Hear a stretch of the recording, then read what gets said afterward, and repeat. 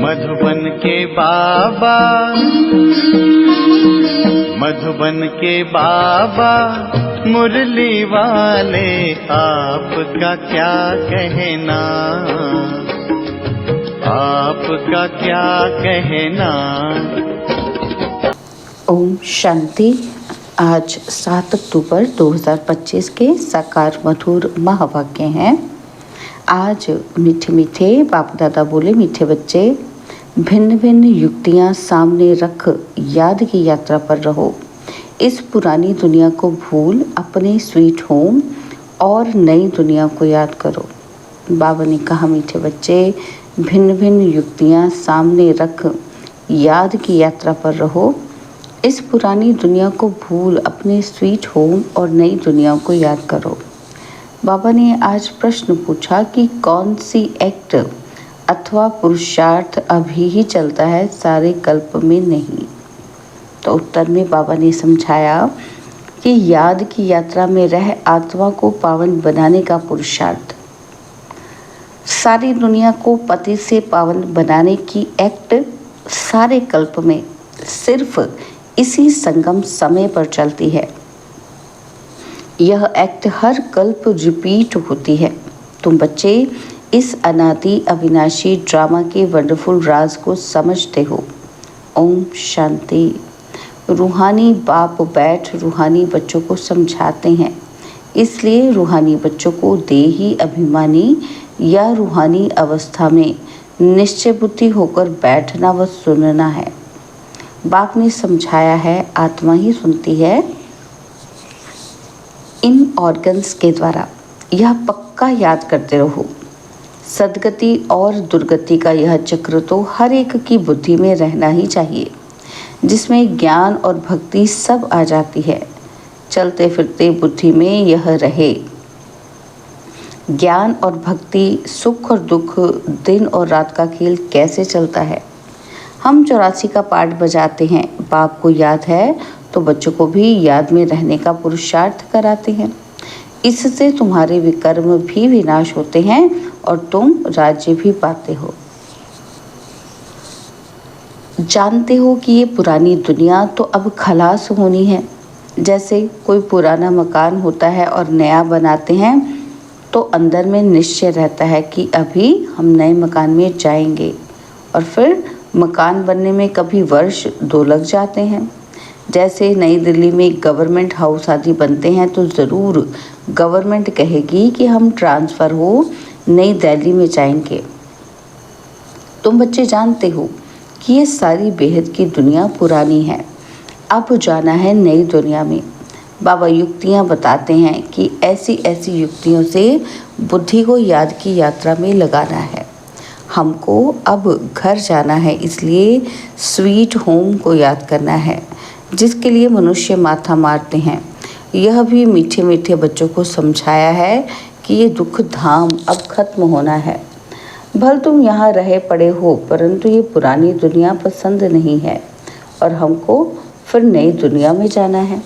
भल चित्र आगे कोई भी ना हो तो भी तुम समझते हो कि अब पुरानी दुनिया का अंत है, अब हम नई दुनिया में जाएंगे।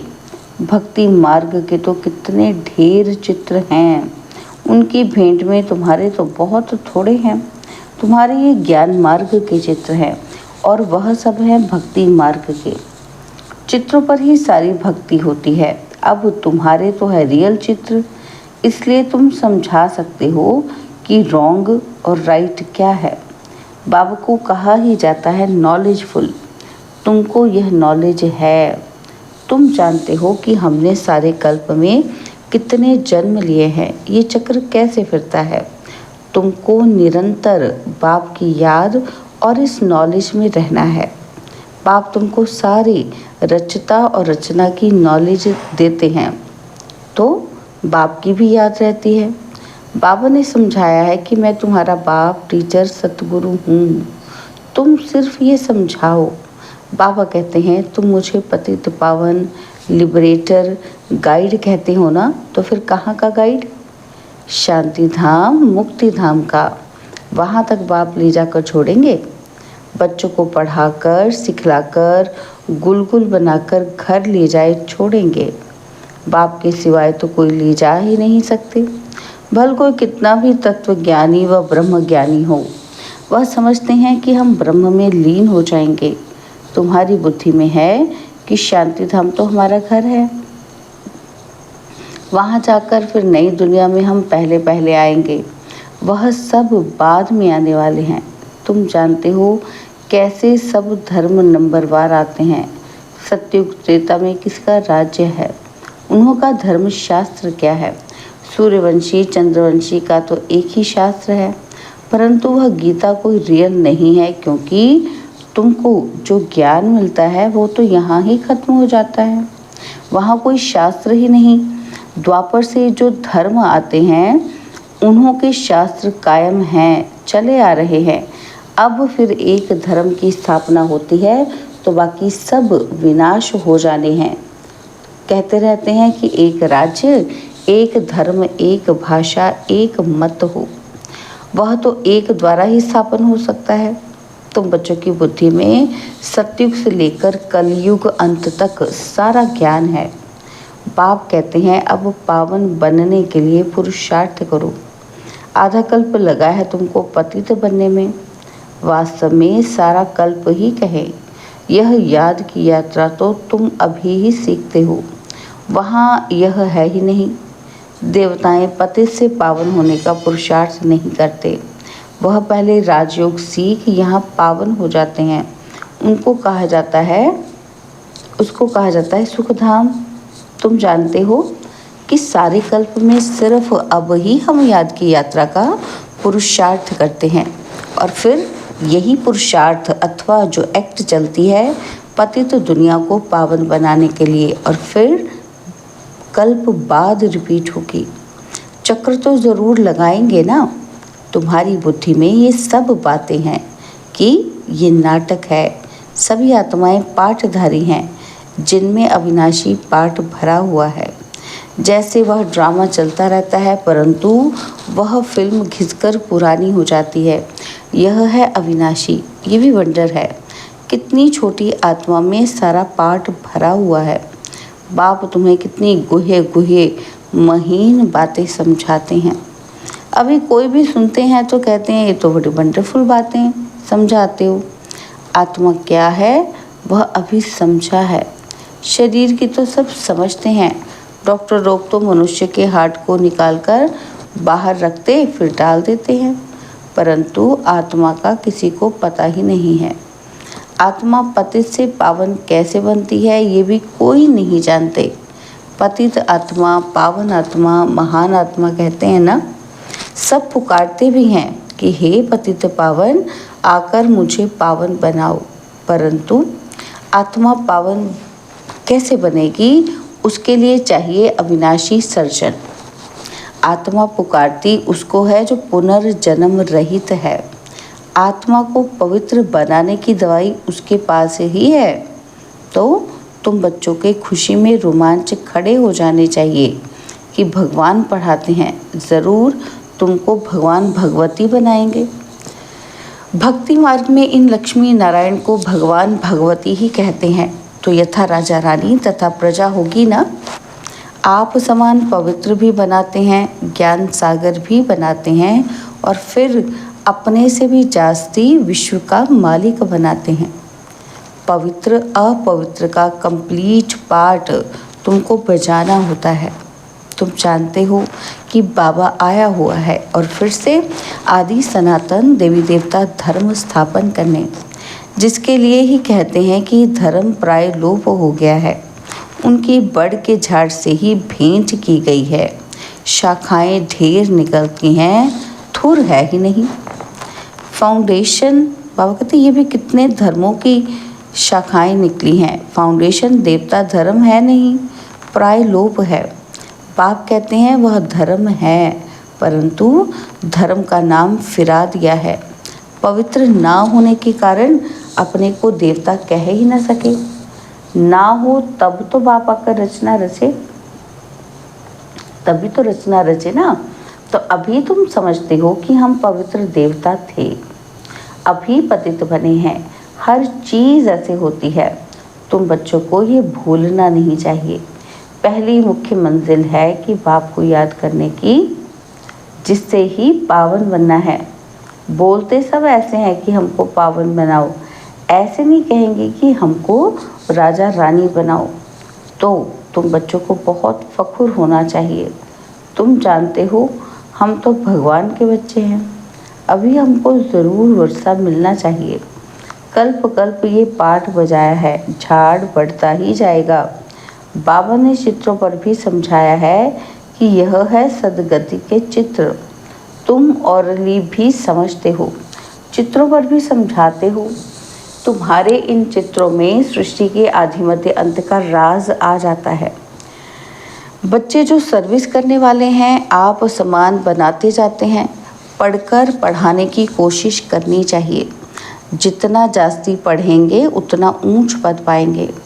बाप कहते हैं मैं तदबीर तो कराता हूँ, परंतु तकदीर भी हो ना। हर एक ड्रामा अनुसार पुरुषार्थ करते रहते हैं। ड्रामा का राज भी बाप ने समझाया है। बाप बाप भी है, टीचर भी है, साथ ले जाने वाला सच्चा सतगुरु भी है। वह बाप है अकाल मूर्त। आत्मा का ये तख्त है ना, जिससे ये पाठ बजाते हैं। तो बाप को भी पाठ बजाने, सदगति करने के लिए तख्त चाहिए ना। बाप कहते हैं मुझे साधारण तन में ही आना है, भभका व ठाठ कुछ भी नहीं रख सकता हूँ। वो गुरुओं के फॉलोअर्स लोग तो गुरु के लिए सोने के सिंहासन, महल आदि बनाते हैं। तुम क्या बनाएंगे? तुम बच्चे भी हो, स्टूडेंट भी हो, तो तुम उनके लिए क्या करेंगे, कहाँ बनाएंगे? यह है तो साधारण ना। तो बच्चों को ये भी समझाते रहते हैं कि वेश्याओं की सर्विस करो, गरीबों का भी उद्धार करना है। बच्चे कोशिश भी करते हैं, बनारस में भी गए हैं। उन्हों को तुमने उठाया तो कहेंगे वाह, बीके की तो कमाल है कि वेश्याओं को भी ये ज्ञान देती हैं। उनको भी समझाना है। अभी तुम ये धंधा छोड़ शिवालय की मालिक बनो। यह नॉलेज सीख कर फिर सिखलाओ। वेश्याएं भी फिर औरों को सिखला सकती हैं। सीख कर होशियार हो जाएंगे तो फिर अपने ऑफिसर्स को भी समझाएंगे। हाल में चित्र आदि रखकर बैठ समझाओ तो सब कहेंगे कि वाह, वेश्याओं को शिवालय वासी बनाने के लिए ये बीके निमित्त बनी हैं। बच्चों को सर्विस के लिए ख्यालात चलने चाहिए। तुम्हारे ऊपर बहुत रिस्पॉन्सिबिलिटी है। अहिल्याएँ, कुब्जाएँ, भीलनियाँ, गणिकाएँ, इन सब का उद्धार करना है। गायन भी है कि साधुओं का भी उद्धार किया है। ये तो समझते हो कि साधुओं का उद्धार होगा पिछाड़ी में। अभी वह तुम्हारे बन जाएं तो भक्ति मार्ग ही सारा खत्म हो जाए, रेवोल्यूशन हो जाए। सन्यासी लोग ही अपना आश्रम छोड़ दें कि बस हमने हार खाई। यह पिछाड़ी में होगा। बाबा डायरेक्शन देते रहते हैं कि ऐसे ऐसे करो। बाबा तो कहीं बाहर नहीं जा सकते। बाबा कहेंगे बच्चों से जाकर सीखो। समझाने की युक्तियाँ तो सब बच्चों को बताते रहते हैं। ऐसा कार्य करके दिखाओ जो मनुष्य के मुख से वाह वाह निकले। गायन भी है कि शक्तियों में ज्ञान बाण भगवान ने भरे थे। यह है ज्ञान बाण। तुम जानते हो कि यह बाण तुमको इस दुनिया से उस दुनिया में ले जाते हैं। तो तुम बच्चों को बहुत विशाल बुद्धि बनना है। एक जगह भी तुम्हारा नाम हुआ, गवर्नमेंट को मालूम पड़ा तो फिर बहुत प्रभाव निकलेगा। एक जगह से कोई अच्छे 5-7 ऑफिसर्स निकले तो वह अखबारों में डालने लग पड़ेंगे। कहेंगे ये बीके वेश्याओं के से भी ये धंधा छुड़ाए शिवालय का मालिक बनाती हैं। बहुत वाह निकलेगी। धन आदि सब वह ले आएंगे। तुम धन क्या करेंगे? तुम बड़े बड़े सेंटर्स खोलेंगे। पैसे से चित्र आदि बनाने होते हैं। मनुष्य देखकर बड़ा वंडर खाएंगे। कहेंगे पहले तो तुमको प्राइज देनी चाहिए। गवर्नमेंट हाउस में भी तुम्हारे चित्र ले जाएंगे। इन पर बहुत आशिक होंगे। दिल से चाहना होनी चाहिए। मनुष्य को देवता कैसे बनाए यह तो जानते हो। जिन्होंने कल्प पहले लिया है वही लेंगे। इतना धन आदि सब कुछ छोड़ दे, मेहनत है। बाबा ने बताया कि हमारा अपना घर घाट, मित्र संबंधी आदि कुछ भी नहीं। हमको क्या याद पड़ेगा सिवाय बाप के, और तुम बच्चों के कुछ नहीं है। सब कुछ एक्सचेंज कर दिया, बाकी बुद्धि कहाँ जाएगी। बाबा को रथ दिया है, जैसे तुम वैसे हम पढ़ रहे हैं। सिर्फ रथ बाबा को लोन पर दिया है। तुम जानते हो हम पुरुषार्थ कर रहे हैं सूर्यवंशी घराने में पहले पहले आने के लिए। यह है ही नर से नारायण बनने की कथा। तीसरा नेत्र आत्मा को मिलता है। हम आत्मा पढ़कर नॉलेज सुन देवता बन रहे हैं, फिर सो राजाओं का राजा बनेंगे। शिव बाबा कहते हैं कि मैं तुमको डबल सिरताज बनाता हूँ। तुम्हारी अभी कितनी बुद्धि खुल गई है। ड्रामा अनुसार कल्प पहले मुआफिक, अब याद की यात्रा में भी रहना है। सृष्टि चक्र को भी याद करना है। पुरानी दुनिया को बुद्धि से भूलना है। अच्छा, मीठे मीठे सिकिलदे बच्चों प्रति माता पिता बाप दादा का याद, प्यार और गुड मॉर्निंग। रूहानी बाप की रूहानी बच्चों को नमस्ते। हम रूहानी बच्चों की रूहानी बाप दादाजी को दिलवा जान सिकवा प्रेम से नमस्ते। ओम शांति। प्यारे बाबा, मेरे बाबा, शुक्रिया बाबा, शुक्रिया बाबा, शुक्रिया। धारणा के लिए मुख्य सार है। पहला पॉइंट है, बुद्धि में रहे कि अब हमारे लिए नई दुनिया स्थापन हो रही है। ये दुख की पुरानी दुनिया खत्म हुई कि हुई, ये दुनिया बिल्कुल पसंद नहीं आनी चाहिए। और सेकंड पॉइंट, जैसे बाबा ने अपना सब कुछ एक्सचेंज कर दिया तो बुद्धि कहीं जाती ही नहीं। ऐसे फॉलो फादर करना है।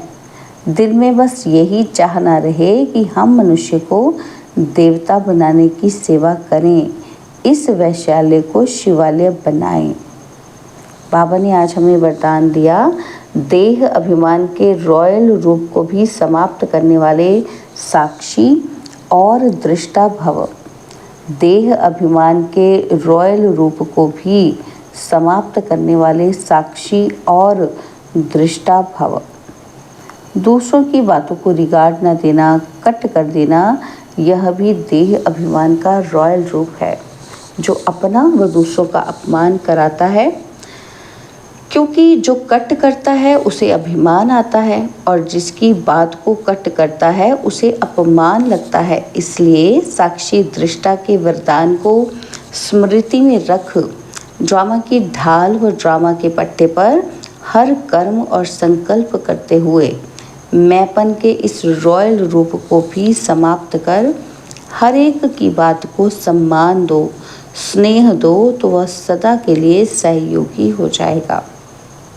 स्लोगन है, परमात्मा श्रीमत रूपी जल के आधार से कर्म रूपी बीज को शक्तिशाली बनाओ। बाबा के अव्यक्त इशारे स्वयं और सर्व के प्रति मनसा द्वारा योग की शक्तियों का प्रयोग करो। तो बाबा ने समझाया कि हर समय हर आत्मा के प्रति मनसा स्वतः शुभ भावना और शुभ कामना के शुद्ध वाइब्रेशन वाली स्वयं को और दूसरों को अनुभव हो। मन से हर समय सर्व आत्माओं के प्रति दुआएं निकलती रहें। मनसा सदा इसी सेवा में बिजी रहे, जैसे वाचा की सेवा में बिजी रहने के अनुभवी हो गए हो। अगर सेवा नहीं मिलती तो अपने को खाली अनुभव करते हो। ऐसे हर समय वाणी के साथ साथ मनसा सेवा स्वतः होती रहे। अच्छा, ओम शांति।